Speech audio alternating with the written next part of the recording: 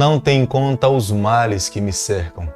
As minhas iniquidades me alcançaram, tantas que me impedem a vista. São mais numerosas que os cabelos da minha cabeça, e o coração me desfalece. Preza-te, Senhor, em livrar-me. Dá-te pressa, ó Senhor, em socorrer-me. Salmo capítulo 40, verso 12 ao verso 13. Creio que os sentimentos que tomavam conta no coração do rei Davi, somente o Senhor poderia socorrer. Não havia uma outra saída para os seus problemas. É a razão pela qual ele busca a saída na pessoa correta. Ele, aqui na sua oração, ele se volta para Deus e fala: Senhor, por favor, me socorra, por favor, me livre desse mal, apressa em socorrer-me. E eu entendo que nessa manhã, a cada momento que nos depararmos com os nossos erros, nós precisamos ter a plena certeza que nós não estamos num caminho sem saída. Jesus é a solução para todas as nossas iniquidades. Jesus é a cura para todos os nossos males. Nós precisamos apenas buscar na pessoa correta, na fonte que cura, na fonte que salva e, consequentemente, nós alcançaremos a cura que tanto almejamos para a nossa vida. Quero nesse momento convidar você, porque este é o nosso primeiro compromisso, estudarmos um capítulo da Palavra de Deus a cada manhã, e quero convidá-lo a abrir a Bíblia na Palavra de Deus, no capítulo 30, o verso 1.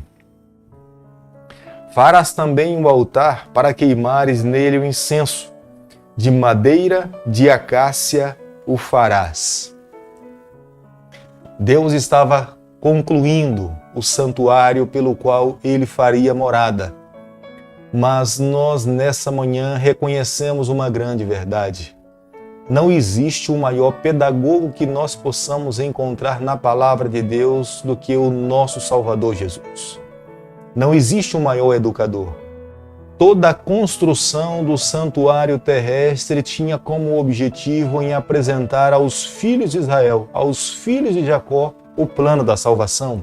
Desde o primeiro passo que alguém dava ao entrar dentro do santuário, até a vestimenta do sacerdote ou do sumo sacerdote, tudo apontava para um dia o que Jesus Cristo viria fazer por mim e por você na cruz do Calvário. Cada ação do sacerdote deveria ter um significado por trás das suas ações, e não era diferente. Ao olharmos aqui nessa manhã o capítulo 30, o verso 1, nós podemos ver que o altar de incenso tinha de fato um valor especial dentro do contexto do preparo do povo de Deus para um dia receber Jesus Cristo no meio da sua nação. O altar de incenso, que era o último móvel antes da presença de Deus ali no lugar santíssimo, antes do sumo sacerdote ter acesso direto ao lugar santíssimo, estava o altar de incenso. O que representava o altar de incenso? O altar de incenso produzia um aroma agradável para todo o ambiente dentro do santuário. O sacerdote, ao se deparar com o altar de incenso, logo a seguida ele se depararia com a glória de Deus, que estava no lugar santíssimo. Mas o altar de incenso representa a incessante intercessão do nosso Jesus Cristo no santuário celestial, intercedendo por cada vida que o aceita. Cada pessoa que crer em Jesus Cristo, ele hoje está no lugar santíssimo, intercedendo por cada um de nós, para que nós possamos ter o direito da vida eterna.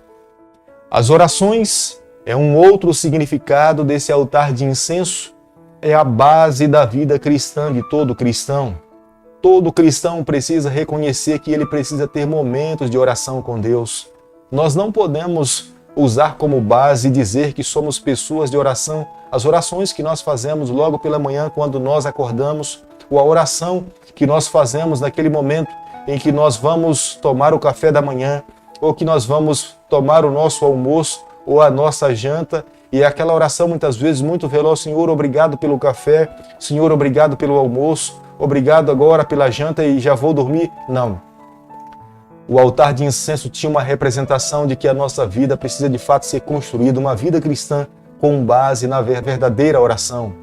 Termos momentos de oração com Deus, onde nós possamos dizer para o Senhor o que nós estamos sentindo, onde nós possamos também compreender através da palavra de Deus o que Ele almeja para a nossa vida. É impossível alguém falar que tem uma vida de oração se nós não construímos um diálogo com o nosso Salvador. É claro que aqui no capítulo 30, no verso 1, no altar de incenso, Deus estava estabelecendo a base da vida religiosa. Todo aquele que deveria se encontrar com o seu Deus, antes de ter esse contato com Ele, ele deveria ter esse momento de oração completa, profunda com o seu Salvador. Nós aprendemos de diversas formas. Nós aprendemos ouvindo, nós aprendemos falando, nós aprendemos fazendo. E era dessa forma que Deus estava instruindo Moisés. Deus estava querendo que Moisés ensinasse a nação de Israel. A maneira como o povo iria contemplar o santuário, eles estariam absorvendo as mensagens de salvação. Além de Deus preparar o seu líder, que era Moisés, Deus também estava preparando toda uma nação. E entendo que da mesma forma Deus quer fazer conosco nos dias em que nós estamos vivendo. A didática divina é a mais sábia que nós podemos encontrar. A didática divina é uma didática salvífica. O que nós precisamos fazer a cada dia é permitirmos que essa didática tome conta, invada, molde e envolva a nossa vida para que nós possamos praticar e viver como o Senhor almeja de fato, como nós possamos viver. No capítulo 30, no verso 12, Deus pede para que faça um recenseamento. Era um recenseamento como se fosse uma listagem para a guerra. Havia uma idade limite, as crianças não podiam se alistar, mas o jovem acima, ele já deveria se alistar nesse recenseamento como se ele fosse participar de uma atividade militar. Mas o principal objetivo desse recenseamento era o intuito das famílias contribuírem para a construção do santuário, onde eles deveriam levar ali uma oferta. Deus não faz acepção de pessoas. Ele queria que o rico levasse a mesma medida e ele queria que o pobre também levasse a mesma medida. Deus não estava criando dois pesos nem duas medidas.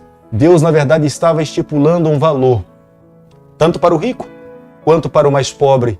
E Deus estava dizendo com essa atitude para a nação de Israel: eu não faço acepção de pessoas. Deus ama a todos, Deus quer salvar a todos. Nós não podemos nos esquecer. O plano de Deus, de fato, era preparar uma nação. Deus queria evangelizar a nação de Israel.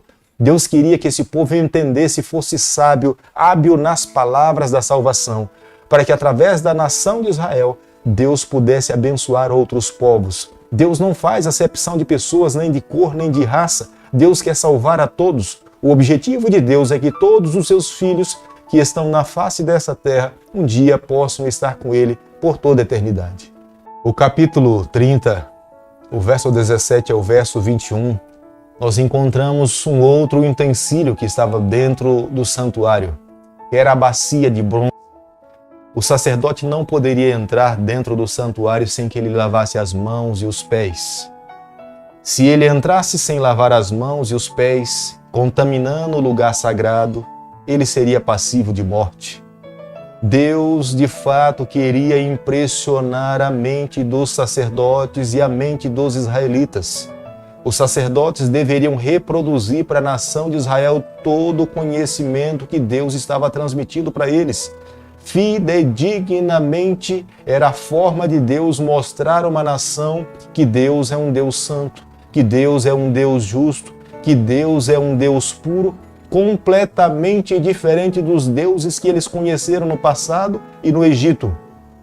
O Deus de Jacó, o Deus de Abraão, requer uma verdadeira entrega, uma verdadeira devoção e uma vida pura e santa diante da sua pessoa. Era por isso que ele falava, antes de adentrar no lugar santo, o sacerdote precisa lavar as mãos e precisa lavar os pés, reconhecendo também que somente Jesus Cristo é a fonte da água da vida que satisfaz todas as nossas necessidades. A única água que nos purifica e satisfaz as nossas necessidades é a pessoa de Jesus Cristo. O capítulo 30, o verso 22 ao verso 33, o sacerdote precisava passar por uma santa unção. O derramamento do Espírito, do azeite sobre o sacerdote, era uma representação do Espírito Santo sobre a vida do sacerdote. Deus queria conduzir e quer nos dias atuais conduzir o seu povo através do seu Santo Espírito. Nós não podemos nos esquecer disso.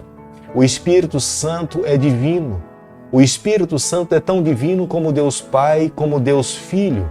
O que nós precisamos fazer é abrir o nosso coração, porque hoje a presença de Deus se manifesta na nossa vida através da pessoa do Espírito Santo. Ele impressiona o nosso coração, ele nos guia através da sua palavra. Nós sabemos perfeitamente que a palavra de Deus foi inspirada pelo Espírito Santo. Como que nós poderemos entender a palavra de Deus se nós não abrirmos o nosso coração para que o Espírito Santo guie as verdades que estão contidas na palavra de Deus? Se o Espírito Santo é o autor, se ele conservou as verdades, como que nós poderemos entender se nós não buscá-lo, clamar por ele, pedindo para que ele inunde o nosso coração? Por isso que o sacerdote era uma representação do que Deus queria que a nação de Israel pudesse entender.